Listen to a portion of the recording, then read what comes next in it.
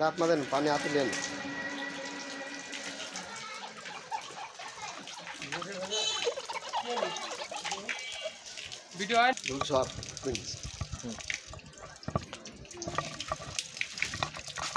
সাইদুল ভাই এটা কাজ কি ঠিক করতেছেন? এই দেখেন আপনি আপনি দেখেন খালি বৌমকে পানি ছাড়িয়ে দিচ্ছেন। আচ্ছা কি চালি বলেন? বলবো কি, দেখেন আপনি যখন অজু বানাবেন তখন ট্যাপটা আস্তে করে ছাড়িয়ে দিবেন। আচ্ছা তাহলে আমরা মূর্খ মতো জানি হুজুর, তাহলে সে ব্যস্ত আমার এসে বলেন, জানা জানে শুনি ওইটা পরে বিশেষ করে চলা লাগবে। তাহলে দুইটা কথা বলি শোনেন। ওই রসুল পাক সাল্লাল্লাহু সাল্লাম অজু বানাইছে 1 লিটার পানি দিয়ে, আচ্ছা আর গোসল দিয়েছে 5 লিটার পানি দিয়ে।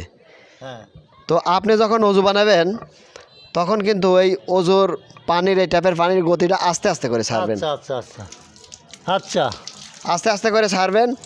আর যখন মাথা মাছেও করবেন, মাথা মাছেও করেন, এই মাথা মাছেও করার সময় ট্যাপটা একটু বন্ধ রাখবেন।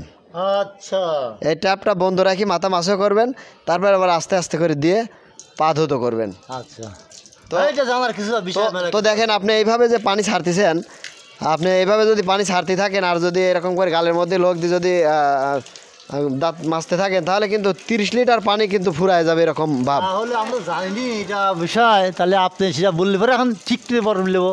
তো ঠিক আছে, আজকে থেকে আপনি আর অপচয় করবেন না, এই পানির অপচয়, অজুর পানির অপচয়। আলহামদুলিল্লাহ ভালো। আচ্ছা ঠিক আছে ভাই, আপনি তো জেনে গেলেন যে 1 লিটার পানি দিয়ে অজু করা আর 5 লিটার পানি দিয়ে গোসল করা, কিন্তু হ্যাঁ এটা জানি। এখন পানির অভাব নাই, 5 লিটার একটু বেশি হলে চলবে, কিন্তু অজুর পানি যদি 30 লিটার ফুরায় যায় আর তাহলে এটা বিরাট অপরাধী কাজ। হ্যাঁ ঠিক আছে ভাই, ধন্যবাদ এই ভুলটা বোঝার জন্য, ধন্যবাদ।